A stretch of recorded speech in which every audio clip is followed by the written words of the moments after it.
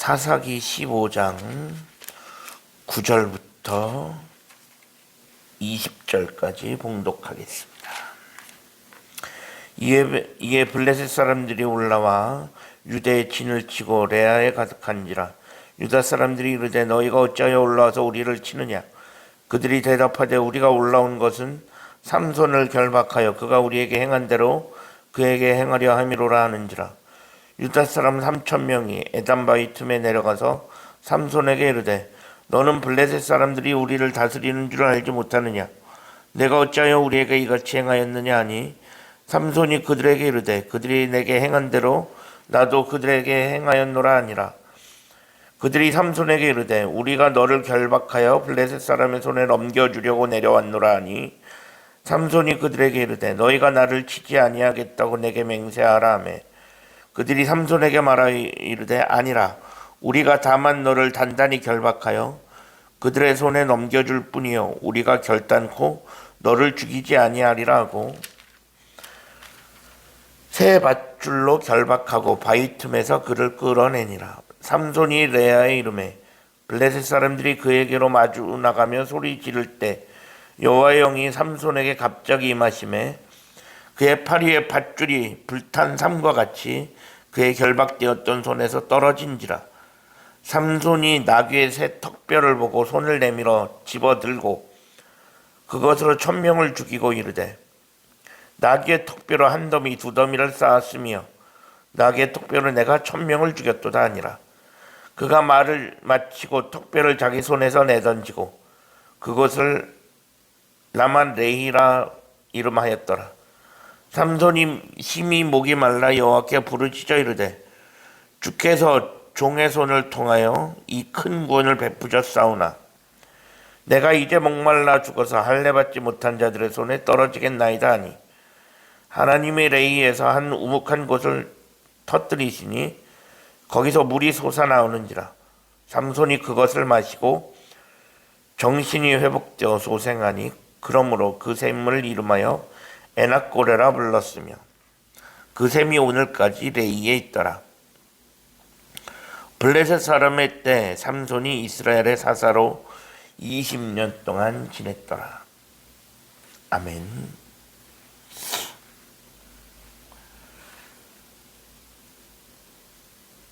오늘도 새로운 날을 허락하신 하나님께 감사합니다. 오늘은 주의 날 수요일입니다. 오늘은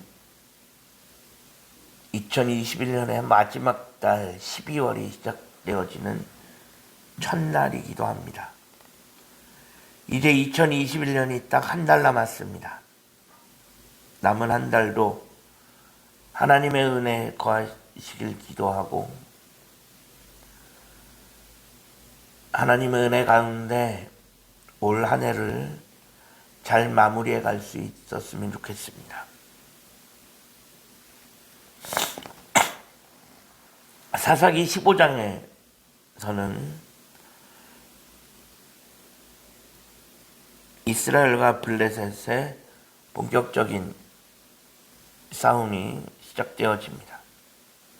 사실 엄밀히 말하면 이스라엘과의 싸움이 아니라 삼손 혼자서 싸우는 싸움입니다. 사실 오늘 본문에 기록되어 있는 것은 블레셋이 삼손에 대해 보복하는 것이라고 할 수 있습니다. 사사기 14장 마지막에 보면 삼손이 부모의 반대를 무릅쓰고 결혼한 딥나 여인에게 배신을 당합니다. 이 여인이 삼손을 배신하고 다른 사람과 결혼을 해버립니다. 그러니까 삼손이 소위 화가 머리끝까지 나갔고 블레셋 사람들에게 보복을 하기로 합니다. 삼손은 아직 다듬어지지 않은 혈기왕성한 어떻게 보면 다혈질적인 그런 성격을 가지고 있었기 때문에 이런 상황 속에서 한 템포 쉬어가면서 조금 더 차분하게 그렇게 뭔가를 할 수 있는 성격이 되어지지 못합니다. 그래서 삼손은 화가 머리끝까지 난 상태로 그 자리에서 자기가 블레셋 사람들을 처리하겠다라고 나서게 되는 것입니다. 사실 어떻게 보면 이런 모든 일이 삼손이 이 딥나 여인, 블레셋 여인과 결혼한 데서 시작된 것입니다. 하나님의 말씀을 저버리고 이방 여인들과 통혼하지 말라라고 했던 그 하나님의 말씀을 저버리고 나실임에도 불구하고 블레셋 여인과 결혼하였기 때문에 이런 사단이 일어난 것입니다. 즉 이러한 사단이 일어난 것에 대해서 삼손 본인의 책임도 어느 정도 있다는 것입니다. 그런데 삼손은 지금 자기의 잘못으로 이런 일이 벌어졌다라고 하는 것은 까맣게 잊고 일단 보복부터 하겠다는 것입니다. 그런데 중요한 것은 당시 율법에서 보복과 심판은 하나님의 권한에 있었다라는 것입니다. 내가 억울해도 내가 힘으로 물리적으로 보복하는 것은 율법의 정신에 어긋나는 것입니다. 그런데 삼손은 자기 멋대로 나서고 있습니다.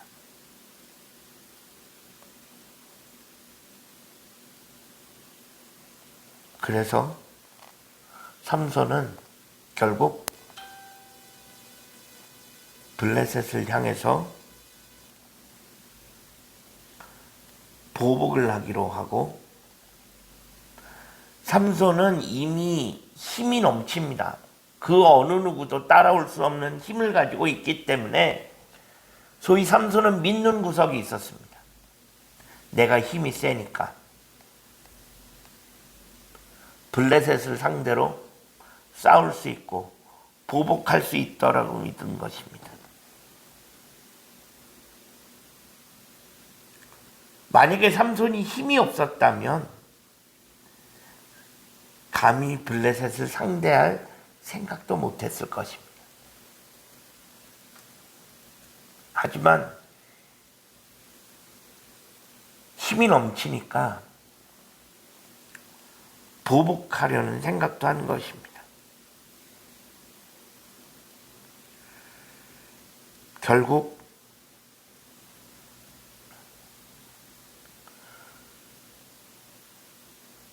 삼손은 블레셋의 보복을 감행하고, 오늘 본문에 와서는 블레셋이 당했으니까 또 가만히 있을 수가 없어서 삼손에게 보복을 하게 됩니다. 그래서 블레셋 사람들이 삼손에게 보복하기 위해서 이스라엘을 쳐들어옵니다. 이스라엘 사람들은 깜짝 놀라서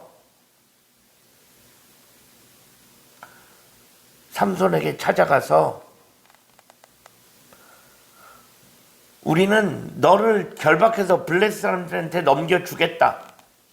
그것으로 이렇게 끝내고 싶었습니다. 이스라엘 사람들은 블레셋과의 전쟁을 원치 않았습니다. 당시 이미 블레셋은 아주 강대국을 형성하고 사실 군사적으로 이스라엘과 대적할 수 없을 정도였기 때문에 이스라엘은 감히 블레셋과 상대할 수가 없었던 것입니다. 그래서 삼손 한 명 넘겨주고 끝내고 싶었던 것입니다. 그래서 삼손 결박해서 블레셋 사람한테 넘겨주지만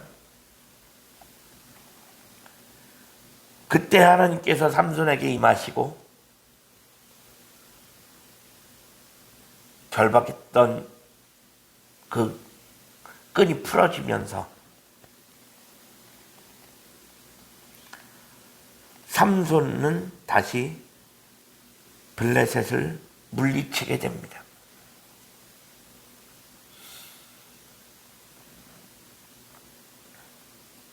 이렇게 삼손과 블레셋 사이에 보복과 보복이 오고 가고 있습니다.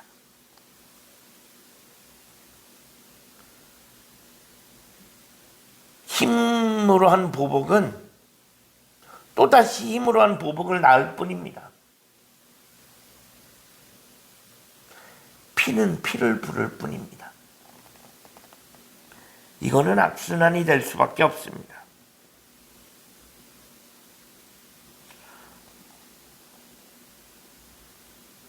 결국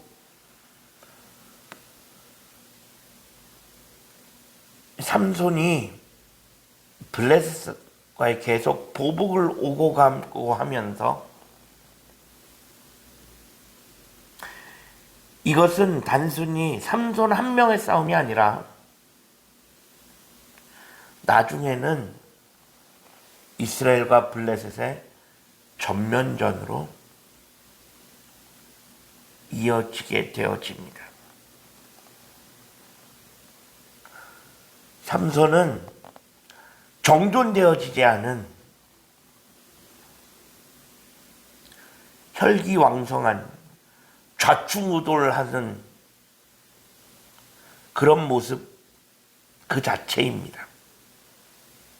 물론 하나님은 그런 삼손의 약점까지 초월하셔서 역사하십니다. 그래서 삼손에게 힘을 주시고 블레셋과 대적할 수 있게 하시지만 삼손은 하나님이 자신에게 힘을 주셨다고 해서 그 힘을 과시합니다.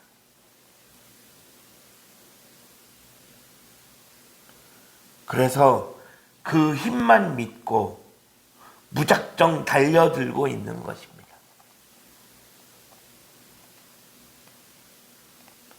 하지만 그렇게 힘만 믿고 달려드는 삼손도 결국에는 무너지게 될 수밖에 없습니다. 비록 하나님께서 삼손의 약점을 초월하여 그 약점까지도 하나님께서 사용하셔서 역사하시지만 그것은 하나님의 주권입니다. 거기까지는 하나님께서 하시는 것입니다. 그렇다고 해서 삼손의 책임이 없어지는 것은 아니다라는 것입니다.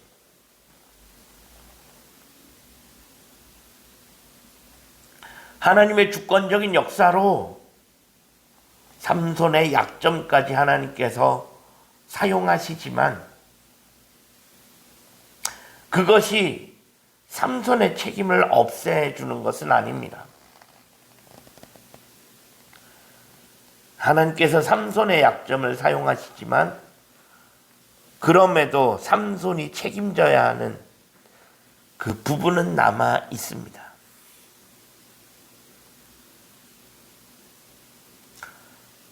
우리는 사람에게는 늘 선택에 대한 책임이 뒤따르게 마련입니다. 삼손이 자신이 가진 힘을 믿고 계속적으로 앞뒤 가리지 않고 보복하기 시작하고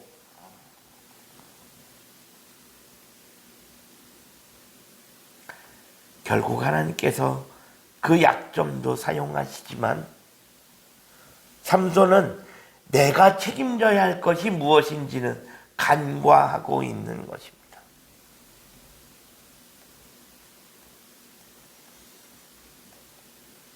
우리는 늘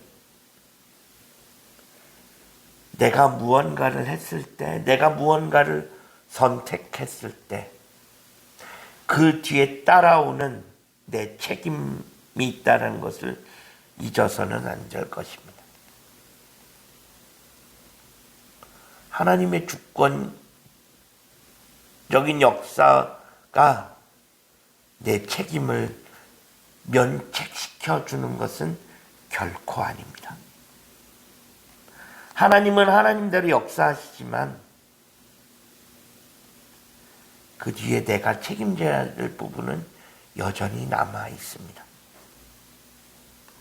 우리는 그것을 생각해야 합니다.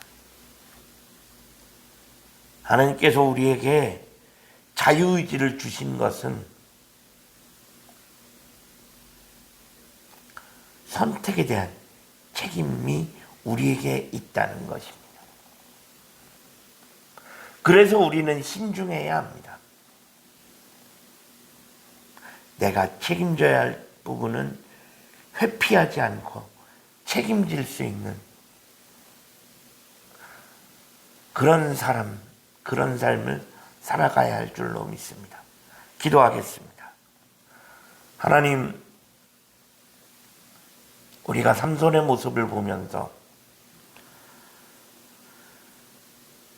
믿음의 사람이 왜 신중해야 하는지 다시 한번 깨닫게 되어집니다. 신중하지 못하고 좌충우돌하는 모습을 통해서 믿음의 사람이 얼마나 신중해야 하는지 다시금 깨닫게 하시고 내 선택 이후에는 내가 책임져야 하는 부분도 있음을 깨닫게 하시고 그리스도인으로서 매사에 신중할 수 있도록 하나님 우리를 그렇게 다듬어가 주옵소서. 예수 그리스도의 이름으로 간절히 기도합니다. 아멘.